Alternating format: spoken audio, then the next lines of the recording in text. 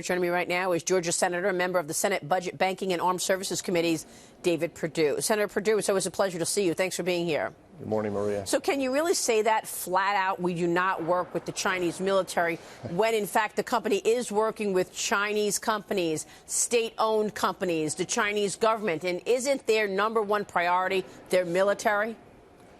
Well, I lived over there, Maria. I've worked in China, as one of your guests has, Mr. Nardelli, there over the last few decades. And I can tell you this, if you work with any Chinese company, you're working with the Chinese government. I mean, they are so vertically integrated. I spent a day with Jack Ma at Alibaba last year, and you can see that the data and all of the things that they're working on are all vertically integrated with the PLA as well as the government. So I don't think any U.S. company can say that they're not working with the Chinese government unless they've done the study and review to make sure they're not doing that. Well, especially since, Bob Nardelli, the Chinese military is the priority of the Chinese government. Yeah. You know, I mentioned civil-military fusion a minute ago, and that is because any innovation that comes into the Chinese government, first it is tested if it's going to work in the military, because their main goal is to be the number one superpower militarily. Yeah, there's no question. I mean, the senator said it right.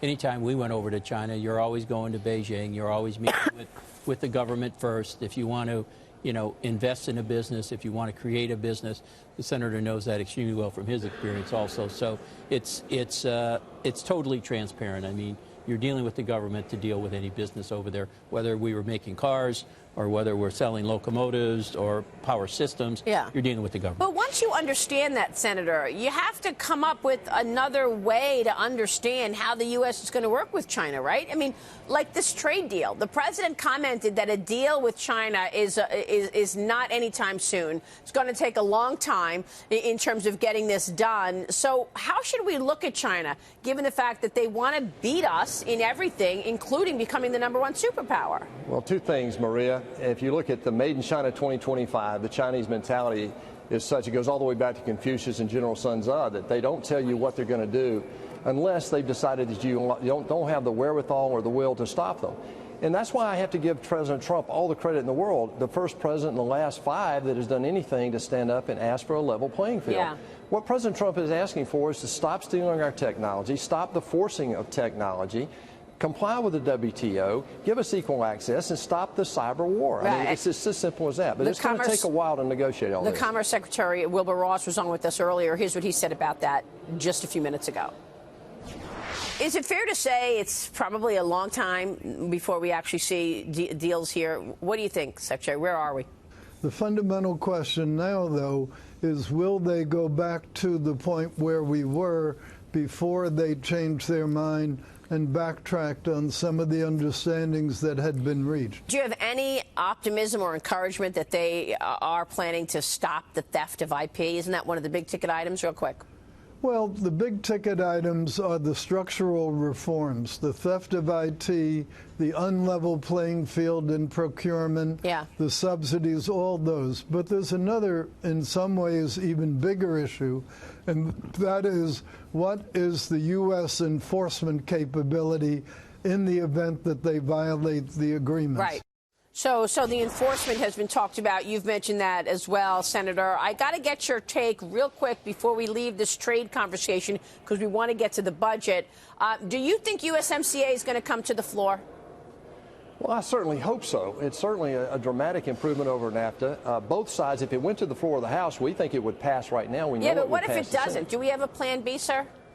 Well, not right now. I mean, it's up to Nancy Pelosi. I mean, the Speaker needs to put this on the floor. The American people really want this deal. Capri. Senator Capri Cafaro here, and I want to get your take right now on what's happening with the budget negotiations between Speaker Pelosi and Treasury Secretary Steve Mnuchin. I understand that you are not in favor of a potential one-year continuing resolution, but it seems to me that we might be on a collision course here. We have Democrats that look to be unwilling to either have a short-term deal or cut spending, and we have, obviously the end of the fiscal year looming September 30th, and we're coming up against the potential of having to raise the debt ceiling. So what do you see happening here? And speaking of Plan Bs, is there a Plan B if we can't get a deal on the budget and we try to avoid a CR? Capri, thank you. That's the question of the day here. Look, I am very encouraged that Secretary Mnuchin and Speaker Pelosi are dealing one-on-one. That was a breakthrough a week ago. They've made great progress. I'm hopeful that we're very close right now on the numbers. Look, this is what's at stake here. If we go to a one-year CR, the military is devastated. We've done it 186 times over the last 45 years since the Budget Act was put in place in '74. It's a draconian impact. It causes expenses in the military to go up dramatically. So the small differences that we have right now in domestic spending and in military spending are small in comparison to the increased costs that this will cause the military over the next decade.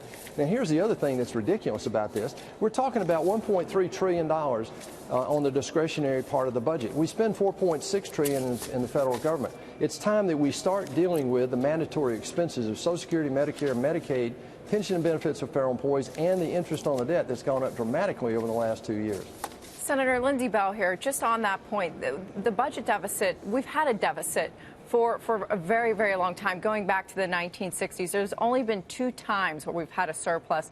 It was the late 60s and then late 90s into early 2000s. Does the deficit even matter at this point? Well, of course it matters. At $22 trillion, there's $60 trillion of sovereign debt in the world. We're 5% of the world's population. We have 1/3 of the sovereign debt.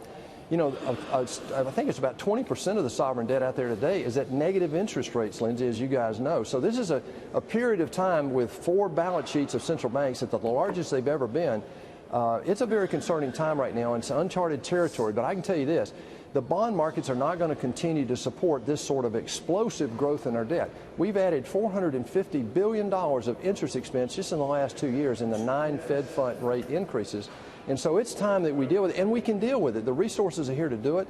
We don't have to cut Social Security, but we can save Social Security, whose trust fund goes to 0 in 14 years, and Medicare's trust fund goes to 0 in 7 years.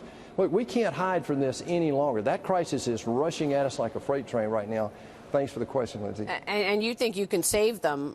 Your op-ed in the Defense Times say that the U.S. military is going to pay the price if no budget deal is reached at a time when you've got all these new threats across the world, right?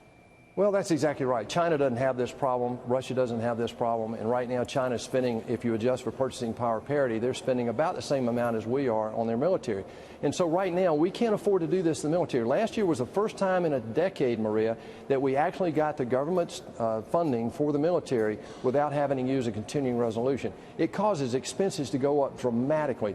Recap, rationalization, and also readiness, it just destroys those efforts that we're trying to rebuild the military right now. Yeah, Senator, it's great to have you on the program. Thanks so much. Thanks. Senator David Perdue joining us there in Washington.